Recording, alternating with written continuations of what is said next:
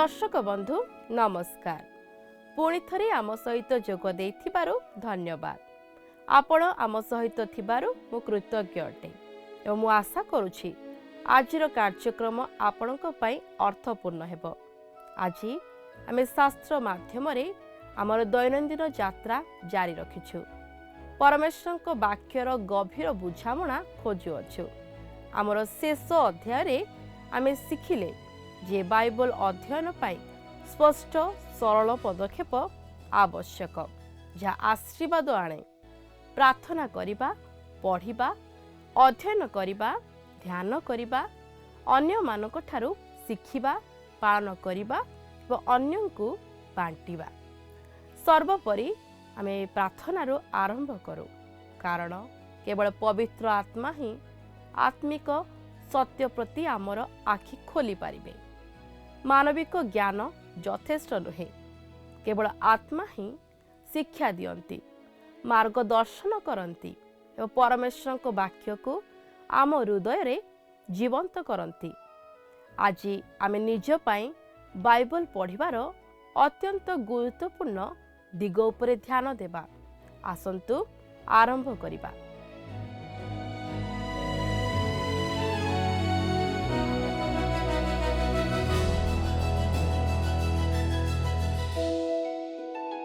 प्रिय दर्शक बंधु नमस्कार। आजिर अध्ययन रे आमे बाइबल पढ़िबा विषय रे आलोचना करिबा, कारण ताहा आम जीवन निमंते अति गुरुत्वपूर्ण।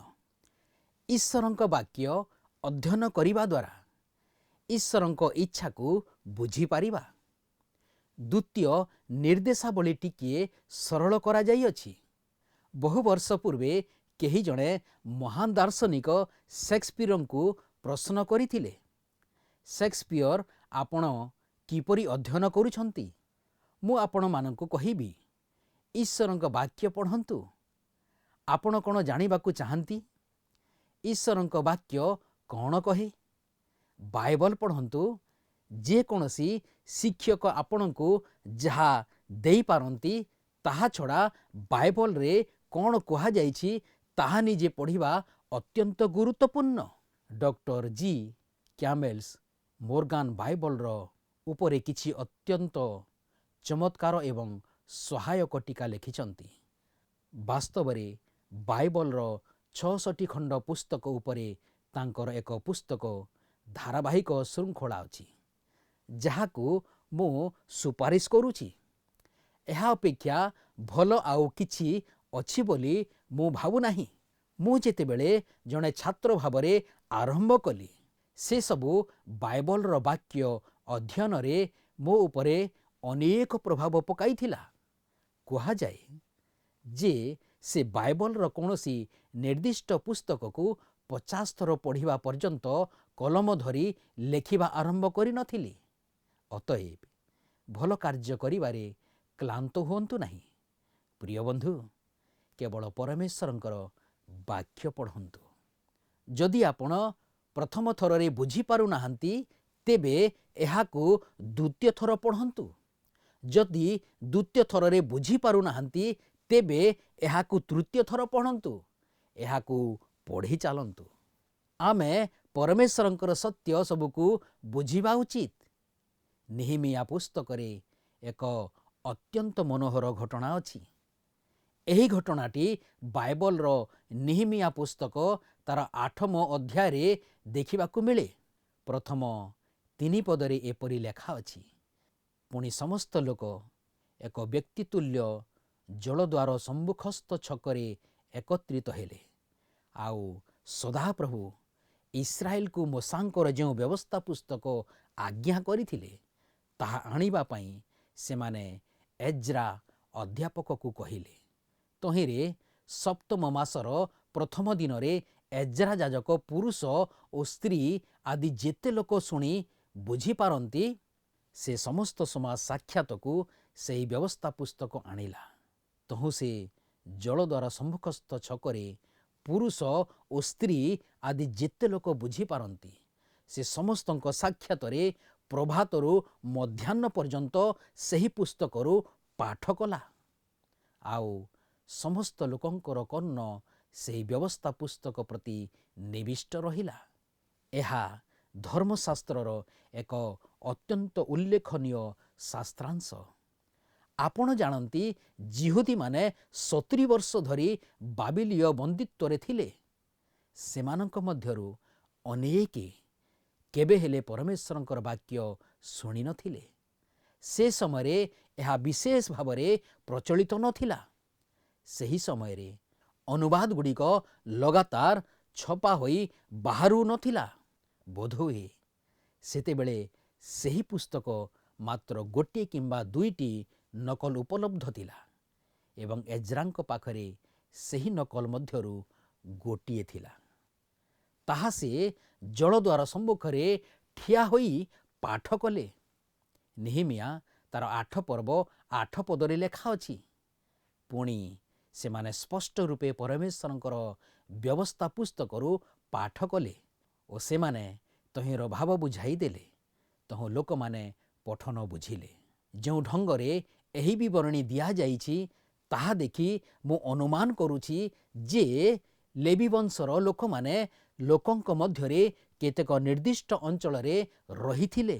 ଏଜ୍ରା ଏକ ନିର୍ଦ୍ଦିଷ୍ଟ ଅଂଶ ପଢ଼ି ସାରିବା ପରେ ସେ ଶ୍ରୋତାମାନଙ୍କୁ ସେଠାରେ ବାଇବଲ ବୁଝିବା ପାଇଁ ରହିଥିବା ଲୋକମାନଙ୍କୁ ପ୍ରଶ୍ନ ପଚାରିବାର ସୁଯୋଗ ଦେବାକୁ ଅଟକି ଯାଉଥିଲେ। ନେହେମିଆ ତାର 8 ପର୍ବ 7 ପଦରେ ଲେଖା ଅଛି। ଲେବୀୟମାନେ ଲୋକମାନଙ୍କୁ ବ୍ୟବସ୍ଥା ବୁଝାଇ ଦେଲେ ଆଉ ଲୋକମାନେ ଆପଣା ଆପଣା ସ୍ଥାନରେ ଠିଆ ହୋଇ ରହିଲେ। ସେମାନେ କେବଳ ଈଶ୍ୱରଙ୍କ ବାକ୍ୟ ପଠନ କଲେ ତାହା ନୁହେଁ, କିନ୍ତୁ ସେମାନେ ଲୋକଙ୍କୁ ବୁଝାଇ ଦେଲେ। ଆମ୍ଭେମାନେ ବାଇବଲ ପଢ଼ିବା ଆବଶ୍ୟକ।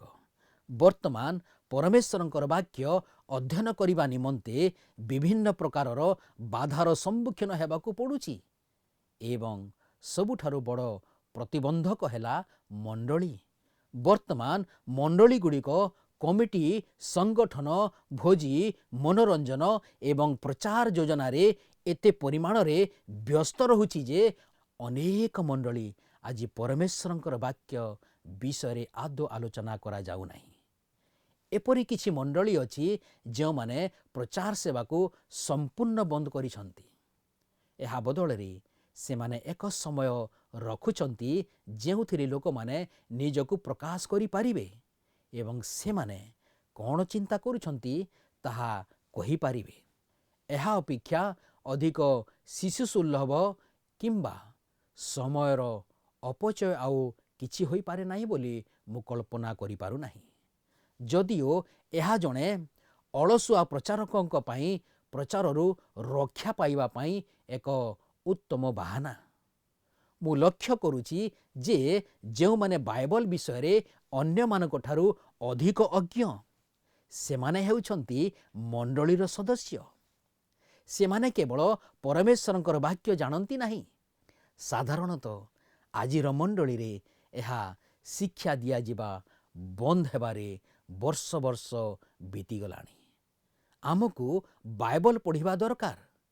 ଆମକୁ ପରମେଶ୍ୱରଙ୍କର ବାକ୍ୟ ମଧ୍ୟକୁ ଯିବାକୁ ପଡ଼ିବ। କେବଳ କିଛି ମନପସନ୍ଦ ପଦ ଗୁଡ଼ିକ ନୁହେଁ, ବରଂ ସମ୍ପୂର୍ଣ୍ଣ ବାଇବଲ ପଢ଼ିବା ଦରକାର। ପ୍ରିୟ ବନ୍ଧୁ, କେବଳ ସେହି ଉପାୟରେ ହିଁ ଆମେ ଏହାକୁ ଜାଣିପାରିବା ଯେ ଏହା ହିଁ ଈଶ୍ୱରଙ୍କର ପଦ୍ଧତି। ଆମୋସ୍ ଆର୍ ୱେଲ୍ସ ଏପରି କହନ୍ତି, ଯେତେବେଳେ ଆପଣ ସମ୍ପୂର୍ଣ୍ଣ ବାଇବଲ ପଢ଼ନ୍ତି, ମୁଁ ଭାବୁଛି ଯେ ମୁଁ ମୋର ବାଇବଲ ଜାଣିଛି। ଯାହା ମନ ହେଲା ତାହା ପଢ଼ିବା। ବର୍ତ୍ତମାନ ଯୋହନ ବା ମାଥ୍ୟୁର କିଛି ଅଂଶ ପଢ଼ିବା। ବର୍ତ୍ତମାନ ଆଦି ପୁସ୍ତକର କିଛି ଅଂଶ ପଢ଼ିବା। ଯିଶାୟା ପୁସ୍ତକର କେତେକ ପର୍ବ ପଢ଼ିବା। ଗୀତ ସଂହିତାର କେତେକ ଅଧ୍ୟାୟ ବା 23 ଗୀତ ପଢ଼ିବା। ରୋମିଓ 12 ପର୍ବରୁ କି ହିତୋପଦେଶର ପ୍ରଥମ ପର୍ବ। ହଁ, ମୁଁ ଭାବୁଛି ଯେ ମୁଁ ବାକ୍ୟ ଜାଣିଛି, କିନ୍ତୁ ମୁଁ ଦେଖିଲି ଯେ ସମ୍ପୂର୍ଣ୍ଣ ଓ ଗଭୀର ଭାବରେ ପଢ଼ିବା ଏକ ସମ୍ପୂର୍ଣ୍ଣ ଭିନ୍ନ କାର୍ଯ୍ୟ ଥିଲା। ଏବଂ ଯେତେବେଳେ ମୁଁ ସମ୍ପୂର୍ଣ୍ଣ ବାଇବଲ ପଢ଼ିଲି, କିଛି ବିଷୟ ନୂଆ ପରି ମନେ ହେଲା। ଆପଣମାନେ ଯେଉଁମାନେ ବାଇବଲ ସହିତ ଖେଳିବାକୁ ଭଲ ପାଆନ୍ତି, ଆଣ୍ଠୁ ମାଡ଼ି ବସିବା ପୂର୍ବରୁ ଏବଂ ଏକ ତରବରିଆ ପ୍ରାର୍ଥନାରେ ହାଇ ମାର। ଆପଣମାନେ ଯିଏ ଧର୍ମଶାସ୍ତ୍ରକୁ ମୁକୁଟ ପରି ବ୍ୟବହାର କରୁଛନ୍ତି, ସେହିପରି ଆପଣ ଅନ୍ୟ କୌଣସି ପୁସ୍ତକକୁ ବ୍ୟବହାର କରୁନାହାନ୍ତି।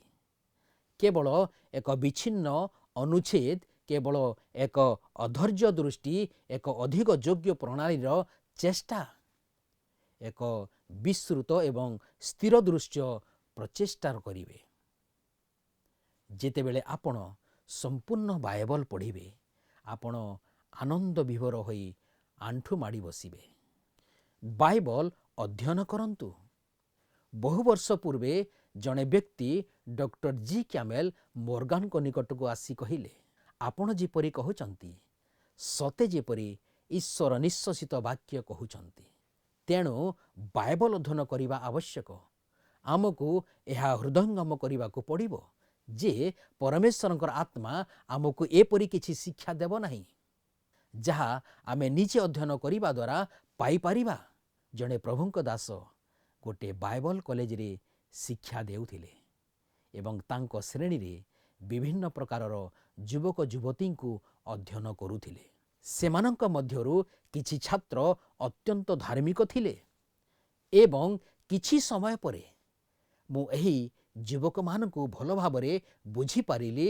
ମୁଁ ସ୍ୱୀକାର କରୁଛି ଯେ ପ୍ରଥମେ ମୁଁ ସେମାନଙ୍କୁ ବୁଝିପାରିନଥିଲି। ମୁଁ ଦେଖିଲି ଯେ ସେମାନଙ୍କର ଧାର୍ମିକ ଆଚରଣ ବାହାରକୁ ଦେଖାଯାଉଥିଲା, କିନ୍ତୁ ପରମେଶ୍ୱରଙ୍କର ବାକ୍ୟ ସମ୍ବନ୍ଧୀୟ ଜ୍ଞାନରେ ସେମାନେ ଅଜ୍ଞ ଥିଲେ ଏବଂ ଈଶ୍ୱରଙ୍କ ବାକ୍ୟରେ ଶୂନ୍ୟ ଥିଲେ। ସେମାନେ ସବୁବେଳେ ବାହାନା ଦେଖାଉଥିଲେ ଯେ ସେମାନେ ପ୍ରାର୍ଥନା ସଭା ଓ ସଭା ସେବା କାର୍ଯ୍ୟରେ ବ୍ୟସ୍ତ ଅଛନ୍ତି ବୋଲି। ଆମେ ହୁଏତ ସତେ ଯେପରି ସେମାନଙ୍କ ମଧ୍ୟରୁ କେତେକ ବିଶ୍ୱାସ କରୁଥିଲେ ଯେ ସେମାନେ ରାତ୍ରିରେ ନିଜ ବାଇବଲକୁ ତକିଆ ତଳେ ରଖି ଶୋଇପଡ଼ିଲେ। ଇସ୍ରାଏଲ ଓ ଜିହୁଦାର ରାଜାମାନଙ୍କ ନାମଗୁଡ଼ିକ ତକିଆର ତୁଳା ମଧ୍ୟ ଦେଇ ସେମାନଙ୍କ ମସ୍ତିଷ୍କ ମଧ୍ୟକୁ ପ୍ରବେଶ କରିବ। ବିଶ୍ୱାସ କରନ୍ତୁ, ଏହା ତକିଆର ତୁଳା ମଧ୍ୟ ଦେଇ ମସ୍ତିଷ୍କରେ ପ୍ରବେଶ କରିବ ନାହିଁ। ଆମକୁ ମନ ଲଗାଇ ଧ୍ୟାନର ସହିତ ପରମେଶ୍ୱରଙ୍କର ବାକ୍ୟକୁ ଅଧ୍ୟୟନ କରିବାକୁ ପଡ଼ିବ। ଈଶ୍ୱରଙ୍କ ଦାସ କଲେଜରେ ଯେତେବେଳେ ପଢ଼ୁଥିଲେ, ଜଣେ ସହପାଠୀ କହିଲେ, ପ୍ରଫେସର, ଆପଣ ଆମକୁ ଏପରି ଏକ କାର୍ଯ୍ୟ ଦେଇଛନ୍ତି ଯାହା ଅତ୍ୟନ୍ତ ଶୁଷ୍କ ମନେ ହେଉଛି। ପ୍ରଫେସର ଜଣକ ଟିକିଏ ବିଳମ୍ବ ନ କରି ତାଙ୍କୁ କହିଲେ, ତେବେ ତୁମ କପାଳରୁ ବହୁଥିବା ଝାଳରେ ତାକୁ ଓଦା କରିଦିଅ। ବାଇବଲ ଅଧ୍ୟୟନ ଆବଶ୍ୟକ, ତାହା ଅତି ଗୁରୁତ୍ୱପୂର୍ଣ୍ଣ। ଏପରି କିଛି ଜ୍ଞାନର ବିଷୟ ଅଛି ପବିତ୍ର ଆତ୍ମା ଆମକୁ ଦେଇନଥାନ୍ତି। ମୁଁ ଜାଣେ ନାହିଁ ଯେ ସେ ତାହା ଅଳସୁଆ ଲୋକମାନଙ୍କ ନିକଟରେ ସତ୍ୟ ପ୍ରକାଶ କରିବ। ଆପଣ ରାତିରେ ଶୋଇଥିବା ପୂର୍ବରୁ ଗୋଟିଏ ପର୍ବ ପଢ଼ିଦେଲେ ଲଘୁଗଣିତ କି ଜ୍ୟାମେଟ୍ରିକ୍ ଅବା ଗ୍ରୀକ୍ ଶିଖିପାରିବେ ନାହିଁ। ଆପଣ ହୁଏତ ଆଶ୍ଚର୍ଯ୍ୟ ହେବେ ଯେତେବେଳେ ମୁଁ କହିବି ଯେ ମୁଁ ବାଇବଲକୁ ଭକ୍ତିର ସହିତ ପଢ଼ିବା ବିଷୟକୁ ଉତ୍ସାହିତ କରେ ନାହିଁ। କିନ୍ତୁ ବହୁ ବର୍ଷ ଧରି ମୁଁ ଶିଖିଛି ଯେ ଅନେକ ଲୋକ ଅଛନ୍ତି ଯେଉଁମାନେ ସେମାନଙ୍କର ଏହି ଭକ୍ତି ଭାବରେ ପଢ଼ିବା ଉପରେ ଅତ୍ୟନ୍ତ ବିଶ୍ୱସ୍ତ, କିନ୍ତୁ ସେମାନେ ବାଇବଲ ବିଷୟରେ ଅତ୍ୟନ୍ତ ଅଜ୍ଞ। ଜଣେ ପାଳକ ମଧ୍ୟ ଟେନେସିସ୍ର ଗୋଟିଏ ସ୍ଥାନରେ ସଭା କରୁଥିବା ସମୟରେ ଗୋଟିଏ ପରିବାର ସହିତ ଏକ ସପ୍ତାହରୁ ଅଧିକ ସମୟ ରହିଥିଲେ। ପ୍ରତ୍ୟେକ ସକାଳେ ଜଳଖିଆ ଟେବୁଲରେ ସେମାନଙ୍କର ପ୍ରାର୍ଥନା ହେଉଥିଲା। ଦୁର୍ଭାଗ୍ୟବଶତଃ ଜଳଖିଆ ସବୁବେଳେ ଟିକିଏ ବିଳମ୍ବରେ ହେଉଥିଲା ଏବଂ ସୁସି ଓ ୱିଲି ସ୍କୁଲ ଯିବା ପାଇଁ ତରବର ହେଉଥିଲେ। ମୋ ଦୃଢ଼ ବିଶ୍ୱାସ ଯେ ସେମାନେ କ'ଣ ପଢ଼ାଗଲା ତାହା ମଧ୍ୟ ଜାଣିନଥିଲେ।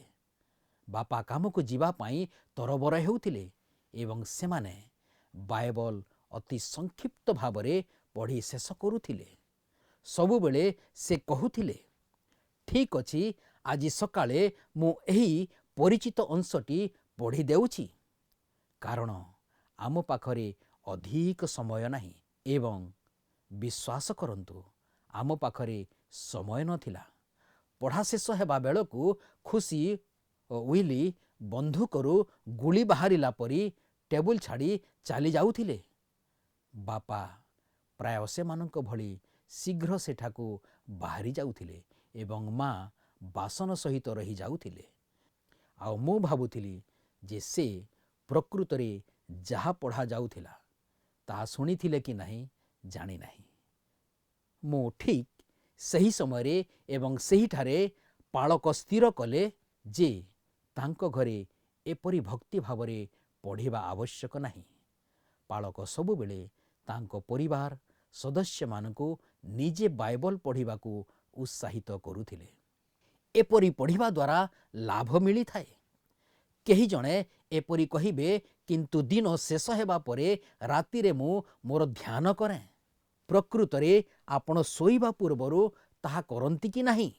ଆପଣଙ୍କର ଗୋଟିଏ ଗୋଡ଼ ତକିଆରେ ଥାଏ, ଗୋଟିଏ ଆଖି ବନ୍ଦ ହୋଇ ସରିଥାଏ ଏବଂ ଆପଣଙ୍କ ପଢ଼ିବା ପାଇଁ ଧର୍ମଶାସ୍ତ୍ରର ଏକ ଅଂଶକୁ ଖୋଲନ୍ତି। ଆପଣ ସେହିପରି ଗଣିତ ଶିଖିପାରିବେ ନାହିଁ। ଆପଣ ସେହିପରି ସାହିତ୍ୟ ଶିଖିପାରିବେ ନାହିଁ ଏବଂ ଆପଣ ସେହିପରି ବାଇବଲ ମଧ୍ୟ ଶିଖିପାରିବେ ନାହିଁ। ଆପଣଙ୍କୁ ପରମେଶ୍ୱରଙ୍କର ବାକ୍ୟକୁ ଅଧ୍ୟୟନ କରିବାକୁ ପଡ଼ିବ। ଯେତେବେଳେ ଆପଣ ଏଥିପ୍ରତି ସମୟ ଦେଇପାରିବେ ସେତେବେଳେ ଆପଣ ଏହାକୁ ପଢ଼ିବା ଉଚିତ। ଯଦି ସମୟ ପାଉନାହାନ୍ତି ତେବେ ସମୟ ବାହାର କରିବା ଉଚିତ। ଅଧଘଣ୍ଟା କିମ୍ବା 1 ଘଣ୍ଟା ଅଲଗା ରଖନ୍ତୁ, କିମ୍ବା ଯଦି ଆପଣ ମୋ ଭଳି ଅନିୟମିତ ଭାବରେ କାର୍ଯ୍ୟ କରୁଛନ୍ତି ତେବେ ଗୋଟିଏ ଦିନ ଅଧଘଣ୍ଟା ପଢ଼ନ୍ତୁ। ହୁଏତ ତା ପରଦିନ ମାତ୍ର 5 ମିନିଟ୍ ଏବଂ ତା ପରଦିନ 2 କିମ୍ବା 3 ଘଣ୍ଟା ଯେପରି ଆପଣଙ୍କ କାର୍ଯ୍ୟକ୍ରମରେ ଖାପ ଖାଇବ। ମୁଁ କୌଣସି ନିର୍ଦ୍ଦିଷ୍ଟ ନିୟମ ଦେଉନାହିଁ। ଏହା ଯେ ପ୍ରତ୍ୟେକ ବ୍ୟକ୍ତି ନିଜ ପାଇଁ ପଢ଼ିବା ଉଚିତ ଏବଂ ପୁଅ ଝିଅମାନଙ୍କୁ ନିଜ ପାଇଁ ବାଇବଲ ପଢ଼ିବାକୁ ଉତ୍ସାହିତ କରିବା ଉଚିତ। କେବଳ ଲୋକ ଅନୁଭବ କରନ୍ତି ଯେ ସେମାନେ ଏକାଠି ଭକ୍ତିର ସହିତ ପଢ଼ିବା ଉଚିତ ଏବଂ ଏହା ଠିକ୍ ଅଛି। ଯଦି ପ୍ରଭୁ ଆପଣଙ୍କୁ ଏହା କରିବା ପାଇଁ ବାଟ ଦେଖାନ୍ତି, କିନ୍ତୁ ମୁଁ ନିଶ୍ଚିତ ଯେ ଆପଣ ଏହିପରି ଭାବରେ 20 ବର୍ଷ କରିବା ପରେ ବାଇବଲର ଜ୍ଞାନୀ ଛାତ୍ର ହୋଇପାରିବେ ନାହିଁ। ଆପଣଙ୍କୁ ନିଜେ ନିଜେ ମଧ୍ୟ ପରମେଶ୍ୱରଙ୍କର ବାକ୍ୟକୁ ଅଧ୍ୟୟନ କରିବା ଆବଶ୍ୟକ। ଜନ୍ ୱେସଲିଙ୍କ ବିଷୟରେ କୁହାଯାଇଥିଲା ଯେ ସେ ଏକ ପୁସ୍ତକର ଏକ ଲୋକ ଥିଲେ। କେଉଁ କଥା ତାଙ୍କୁ ଏକ ପୁସ୍ତକର ଲୋକ ଭାବେ ପରିଚିତ କରିଥିଲା? ସେ ପ୍ରତିଦିନ ସକାଳେ 4ଟା ଓ 5ଟା ବେଳେ ଉଠି ବାଇବଲ ପଢ଼ୁଥିଲେ। ତାହା ମଧ୍ୟ 5ଟି ଭିନ୍ନ ଭିନ୍ନ ଭାଷାରେ ପଢ଼ୁଥିଲେ। ବିଶ୍ୱାସ କରନ୍ତୁ, ସେ ପରମେଶ୍ୱରଙ୍କର ବାକ୍ୟକୁ ଅଧ୍ୟୟନ କରୁଥିଲେ ଏବଂ ଆପଣ ଓ ମୋତେ ମଧ୍ୟ ବାକ୍ୟ ଅଧ୍ୟୟନ କରିବାର ଆବଶ୍ୟକତା ଅଛି।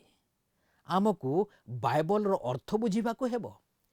ତେବେ ଈଶ୍ୱର ତାଙ୍କ ବାକ୍ୟ ମଧ୍ୟ ଦେଇ ଆମ ସହିତ କଥା କହିବେ। ପ୍ରଭୁ ଆପଣଙ୍କୁ ଆଶୀର୍ବାଦ କରନ୍ତୁ। ଆପଣଙ୍କ ଠାରୁ ବିଦାୟ ନେବା ପୂର୍ବରୁ ଆସନ୍ତୁ ପ୍ରାର୍ଥନା କରିବା। ପ୍ରେମିକ ଦୟାଳୁ ସ୍ୱର୍ଗସ୍ଥ ପିତା, ଆମେ ତୁମକୁ ଧନ୍ୟବାଦ ଦେଉଅଛୁ। ଆଜିର ସୁନ୍ଦର ବାକ୍ୟ ଦ୍ୱାରା ପ୍ରଭୁ ଆମମାନଙ୍କୁ ତୁମେ ଉତ୍ସାହିତ କରିଛ। ତୁମେ ବାକ୍ୟ ରୂପେ ଈଶ୍ୱର ହେଇ ପ୍ରଭୁ ସବୁବେଳେ ତୁମେ ଉତ୍ତମ ବିଷୟ ତୁମେ ଶିକ୍ଷା ଦେଇଥାଅ। ଧନ୍ୟବାଦ ଦେଉଛୁ ପ୍ରଭୁ, ଆଜିର ବାକ୍ୟ ଦ୍ୱାରା ଯାହା ଆମେମାନେ ଶିକ୍ଷା କଲୁ, ଯାହା ଆମେମାନେ ଶୁଣିଲୁ, ସେ ବାକ୍ୟ ପ୍ରତି ମନୋଯୋଗୀ ହେବା ପାଇଁ, ତୁମର ବାକ୍ୟକୁ ଆମମାନଙ୍କର ଦୈନନ୍ଦିନ ଜୀବନରେ ଅଧ୍ୟୟନ କରିବା ପାଇଁ, ତୁମର ବାକ୍ୟକୁ ବୁଝିବା ପାଇଁ ଆମମାନଙ୍କୁ ତୁମେ ପବିତ୍ର ଆତ୍ମାଙ୍କର ଚାଳନା ତୁମେ ପ୍ରଦାନ କର। ଦୟାଳୁ ସ୍ୱର୍ଗସ୍ଥ ପିତା, ପ୍ରାର୍ଥନା କରୁଛୁ ଆମମାନଙ୍କର ପ୍ରତ୍ୟେକ ଦର୍ଶକ ଭାଇ ଭଉଣୀମାନଙ୍କ ନିମନ୍ତେ ସମସ୍ତଙ୍କୁ ତୁମେ ଆଶୀର୍ବାଦ କର। ସେମାନେ ମଧ୍ୟ ପ୍ରଭୁ ଯେପରି ତୁମର ଏହି ବାକ୍ୟ ପ୍ରତି ମନୋଯୋଗୀ ହେବେ, ତୁମର ବାକ୍ୟକୁ ବୁଝିବା ନିମନ୍ତେ ନିଜ ନିଜର ଜୀବନକୁ ତୁମର ଉଦ୍ଦେଶ୍ୟରେ ଗଢ଼ିବାକୁ ପାରିବେ ଏବଂ ପବିତ୍ର ପ୍ରିୟ ପ୍ରଭୁ ପ୍ରାର୍ଥନା କରୁଛୁ ସେମାନଙ୍କର ଜୀବନ ଯେପରି ତୁମରି विश्वासमय जीवन हेबाकु परिबो सेहीपरि तुमे साहाय्य कर। गौरव संभ्रम केवल तुमको दे जीसुଙ୍କ नामरे एही प्रार्थना मागुअछु, आमेन।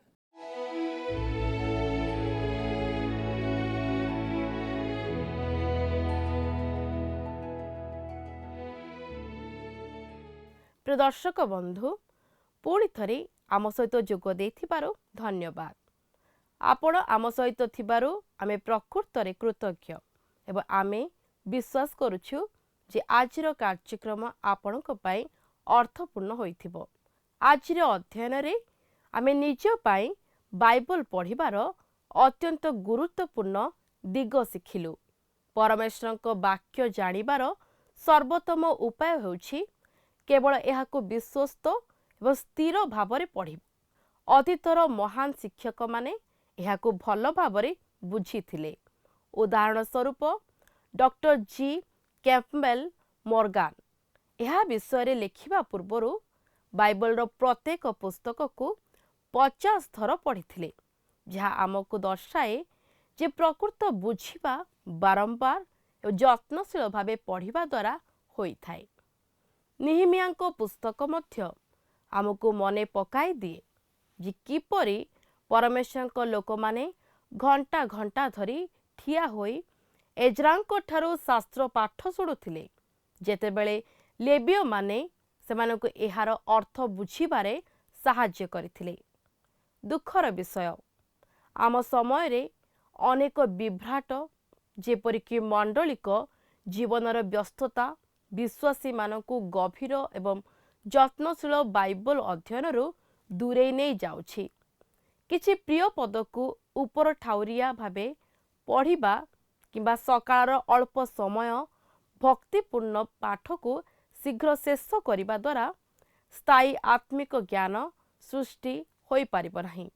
आमको चेष्टा एकाग्रता एवं पवित्र श्रृंखला सहित धर्मशास्त्र निकट को जीवाको आह्वान करा जायछि। जॉन वेस्लिंग परी जे प्रतिदिन सकाळु उठी अनेक भाषारे परमेश्वर वाक्य पढ़ुथिले, आमे जेतेबेले निजको धर्मशास्त्र पे स्थिरता एवं गभीरता सहित उत्सर्ग करू सेतेबेले आमे वृद्धि पाऊ। परवर्ती किछि अध्याय रे आमे बाइबल उपरे ध्यान करिबा एवं धर्मशास्त्र उपरे अन्य माने जहा लिखिछन्ते ताहा पढ़िबा उपरे ध्यान देबा। से पर्यंत आपणक विश्वास रे दृढ़ रुहंतु एवं परमेश्वरक वाक्य को आपणक हृदयर निकटतर रखंतु।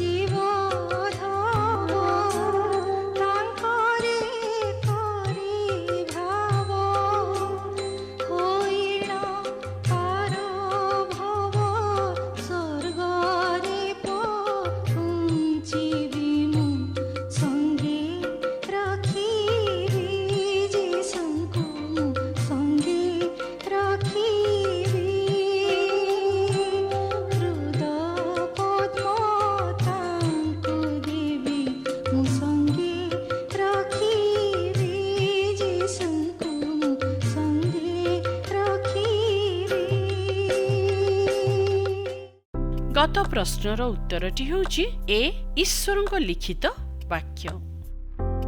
आजिर प्रश्नटी होउची काहाकू एक पुस्तकर लोक बोली कुहा जाउथला। A Amos R Wells, B डीजी जेम्बल Morgan, C John Wesley, D कोनोसिटी नुहे।